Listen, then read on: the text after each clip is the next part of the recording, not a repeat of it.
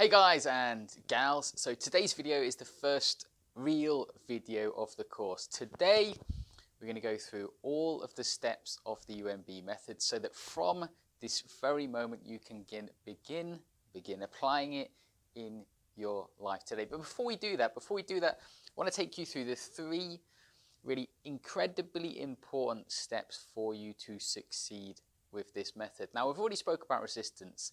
Wherever you resist persists in life, and this is truer more than anything else with insecurities, with fears, with phobias, with experiences that people have like blushing. So when you look into your own life and when you begin to focus on yourself and ask yourself, what is the real problem? Why have I not recovered from this yet? The simplest way to look at it is this: if you resist the problem, then you won't be taking consistent daily action to resolve it. So I'm not criticizing you for this, but if you look back over the past 10 days, the past month, the past 2 months, what actions have you been taking each day to resolve the problem? And for many of us, me included at times throughout my life, when I've felt horrific about certain problems, I've actually done nothing to resolve it, because just focusing on the problem is so painful that we tend to resist it. And then unconsciously from that, we resist it because we feel that there's a danger. There's stress response. There's a response to our brain telling us it's dangerous, it's awful, it's painful, you must avoid it at all costs. But the problem is, when it's an inner experience, like a feeling like embarrassment, or an experience like your blood going to the extremities of your face, like blushing, we can't avoid it because it's a part of who we are, it's a part of our life. So from that, we then tend to generalize and look outwardly and say, what experiences do I blush in? Then I should avoid that experience, I should avoid this, and I should avoid this. And we begin to go in the exact wrong direction, which is not what I want for you. So the right direction is the opposite direction to that direction. The direction that many people move in is the direction of, I hate blushing, it's horrific, I just want to stop, it's horrible, I hate it more than anything else, I'm going to avoid any situation where I blush, I'm going to avoid taking a promotion, I'm going to avoid doing this, and continuously moving in that direction. Now, I know I spoke about this yesterday, but I really want to reinforce this point to you, because very often with anything that we do in life, your mindset is the most important thing. And if already you're starting out, before you've even started this method, with that mindset, then you're already moving in the wrong direction. Now, the mindset to have is to understand that you don't want to define your success by whether you blush or whether you don't blush, because that's incredibly weak. Because let me be honest with yourself. Now, if you could blush, but it wasn't a painful experience, it wasn't a horrific experience, it wasn't a terrible experience, it was just simply your skin turning red, would it bother you? No, it wouldn't bother you at all, would it? It wouldn't matter to you. That's not the real issue. Yeah, same as public speaking. People are afraid of public speaking. If you could do public speaking, but not experience all those horrific, not have to be sick in the toilets beforehand and go up there and have your hands shake and feel so panicky that you can't express yourself and your throat becomes dry and maybe feel the need to run off stage. Now, if you could do it, feeling as comfortable as I am speaking to you right now, or as you are speaking to your friends at home, would it be a problem? No, it wouldn't be a problem. So yes, I know and I 100% appreciate that you don't like blushing, you hate it and you want to stop it. But I'm going to suggest to you that the mindset and the journey that you're going to walk to stopping it is moving in the opposite direction. So moving in the direction where you become more comfortable with blushing, more comfortable with the thought of blushing, i.e. the ruminating in between, and where you have conclusions after you blush that aren't horrific negative conclusions. And now we're going to go through that step by step. I'm going to teach you the 3 steps, those 3 parts that are really causing and maintaining the blushing in your life. Boom. So there's 3 factors which are controlling, maintaining and causing your excessive blushing. These are the reasons why your blushing has not stopped, maybe it's getting worse, or maybe it's continued for a prolonged period of time. So to understand these factors, it puts you in a place where you can really see the bigger picture and begin to get a grasp of precisely what you need to do to resolve it once and for all. So the first factor is ruminating.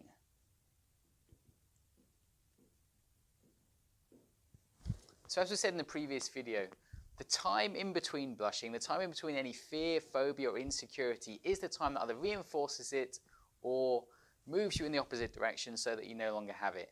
Yep. So every single time that we blush, that we experience a time where we feel embarrassed or we feel nervous, or we have a time where we think we might blush and we avoid it, it's the thinking, the ruminating in between, where generally for most people I work with, the ruminating is always based on fear, based on avoidance, so it's assuming that the conclusion that the person makes is that the problem is horrific, it's nasty, it's terrible, it's awful, and I must avoid it, which is fine. It probably is horrific, it probably is nasty, it probably is terrible. But if you tell your mind that every single day, if you have thousands of thoughts running through your mind that are pushing in that direction, all that's going to happen is your brain's going to say, Jesus, this experience is awful, I have to avoid it no matter what. So your brain will continuously up the amount of stress hormones that it releases every single time you blush. Therefore, the very experience will become magnified and stronger and stronger and stronger, to the point where some people come and see me and their face blushes, their neck blushes, their chest blushes, their arms blush, and even one experience can last for 45 minutes where it stays bright red in all those parts of their body. Now, for that person in particular, as I spoke to them, I found out that it wasn't something that happened that way on day one. The pattern had grown stronger and stronger and stronger and stronger over time. So the next is the experience, your experience of blushing. Yeah, so you have the blushing in itself, and now you have your experience. So what do I mean by that? Well, do you blush once a week, once a day, once a month? And when you blush, what happens? What in particular happens? So firstly, you have the ruminating, yeah? So you have the way that you're continuously thinking about it and evaluate it up until the experience. Now then, when you have the experience, what actually happens? So is it a minor experience? Is it a major experience? Is it an experience that's horrific? Is it awful, yeah? When the experience happens, do you avoid it? Do you try and shut down the conversation and move away? Or do you try and engage fully and move forward? Now, in this situation, what you do in the experience is really vital. So imagine that your brain has decided that blushing is something that you need to be incredibly aware of because it's painful for your life. And because of that, it's going to release massive amounts of stress hormones every time you blush. Now, without those stress hormones, imagine if I was going to go and have to do something in my life and I felt fine, I felt comfortable with myself, that wouldn't be a problem, would it? For example, I like Japan, and I watched lots of videos on Japan and Japanese people speaking, and what I found is that over there is a different culture than America and England, and very often it's looked at as an attractive trait for women to blush. For example, when young girls laugh, they often cover their hands trying to show that they're embarrassed and nervous when a man makes a joke or when someone else makes a joke. So it's a sign that, in that culture, it's actually an attractive quality. So people don't feel the same way they do in the West or in England where I live about blushing, which shows you in itself that a major part of it is purely the amount of stress that we're built up thinking that when we blush, we're in a vulnerable place, where we might be attacked, people might bully us, people might treat us poorly, and it's that core lesson that's really pushed us in that direction. So from that, the thing to take and thing to understand is, based on your experience, you're going to respond in two different ways. Yeah, one is avoidance-based. So you're going to want to withdraw, avoid, disengage, move away, shut down your communication. So if I'm normally speaking like this, I'll speak timidly, I'll shut down, I'll say, oh, all right, okay, and move away. Yeah. Now, all the avoidance patterns of behavior just reinforce in your brain that you're doing the right thing. The running away is the right thing to do, which obviously just makes it stronger over time. Whereas just the only thing to know about your experience is whether the actions that you take when you experience blushing reinforce blushing or move you in the opposite direction, break down that resistance, make you feel more comfortable with blushing. So every single time you blush, it doesn't matter how nasty the experience is, it matters how you deal with the experience. Yeah, and that's something we'll go through over time. Of course, the third one is the conclusion you make when you blush. Yeah. So imagine that you have an experience, you blush today or you blush tomorrow. Now, what conclusion do you make from it? Now, very often the conclusion that people make is they try and avoid the problem, yeah, and they couldn't obviously avoid it because it was happening.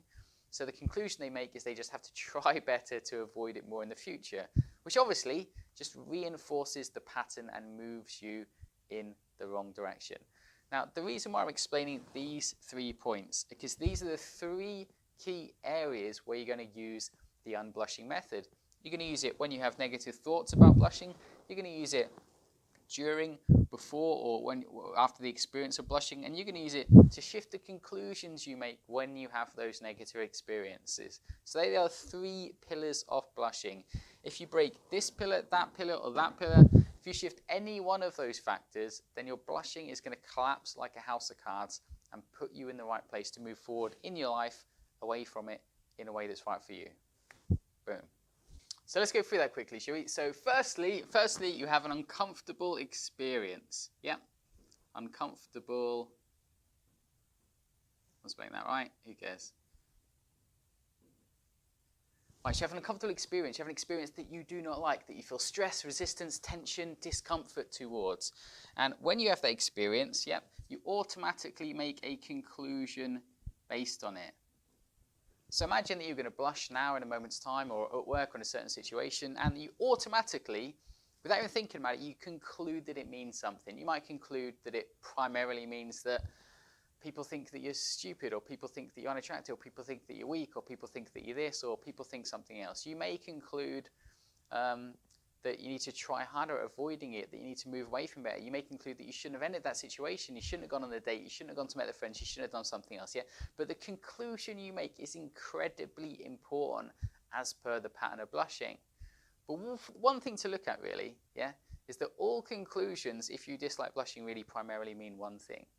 All the conclusions mean that your brain thinks that you are not safe when you blush.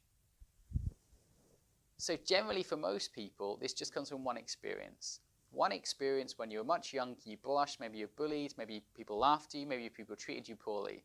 Now for another person, that may not have transpired to move in that direction, but for you personally, it may have also had that effect because you're a person that has learned in your life to deal with things by hiding. Not every person who blushes has this experience, but many of the people symbolically dislike blushing more than anything because they like to hide. They like to hide how they feel, and they've learned, maybe from their childhood, maybe from their family, maybe from school, they've learned that being vulnerable, being open in situations will get me attacked, will create pain in my life. So the best way is to hide how I feel, to shut down, to mask how I feel, to not engage, to not express myself. And then the problem is, if someone's followed that pattern for much of their life, then naturally, when they blush and it openly shows how they feel, there's huge resistance because so much of their life they want to hide, shy away, shut down, and move away from the world in that way, thinking that will keep them safe. But the problem is with all of these patterns that we learn throughout childhood, is that the very patterns that we perceive keep us safe as a child are the patterns that keep us trapped as an adult. So for example, in my own life, I was quite anxious during my teenage years, and I had many of the similar problems that you guys have as well. And I was really socially anxious, probably one of the quietest kids in school.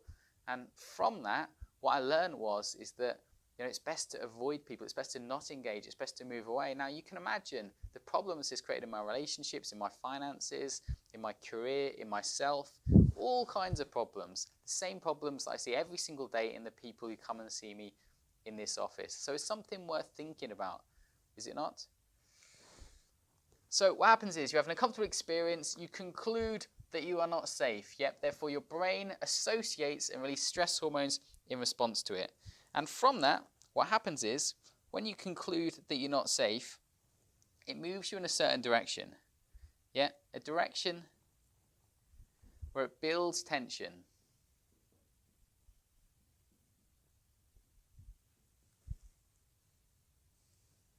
So you ruminate to try and avoid it happening. Okay, so what happens is we have a shitty experience, we conclude that it means that we're not safe, and then from that it builds tension in our mind, and we ruminate to try and avoid it happening. So ruminate, think about it, obsess about it, dwell on it to try and avoid the problem happening. But the problem is the problem's within ourselves, within our own brains, so we can't avoid it. It doesn't work. And from that, obviously, because we're building tension, because we're building our stress response, because we're growing it stronger, what will happen is It builds up pressure, builds up tension, and then eventually it pops the cork. Yep, so imagine all that pressure building up, building up, building up, and then it pops the cork. So obviously, it makes the uncomfortable experience stronger and stronger and stronger. And many people that come and see me just go round and round and round in this cycle. They have a rubbish experience with blushing. They conclude it's dangerous, they're not safe, they have to avoid it. That's the only choice they can make. Which obviously builds tension, builds tension, strengthens your stress response, so that what happens is the cocks when you're in an environment where you might blush, when you're in speaking to people you've blushed previously, when you're around people that you don't like blushing around, any generalized environment where you might blush, you create much more stress, much more tension, much more pressure. Therefore, the experience becomes more and more and more and more and more uncomfortable. So what you can see is from this process is that that's not your fault. It's not something that you've chosen, but it's something unwittingly you've got caught in a pattern where you're continuously going around the same process and knowing within yourself that obviously that is not going to get you to where you want to go.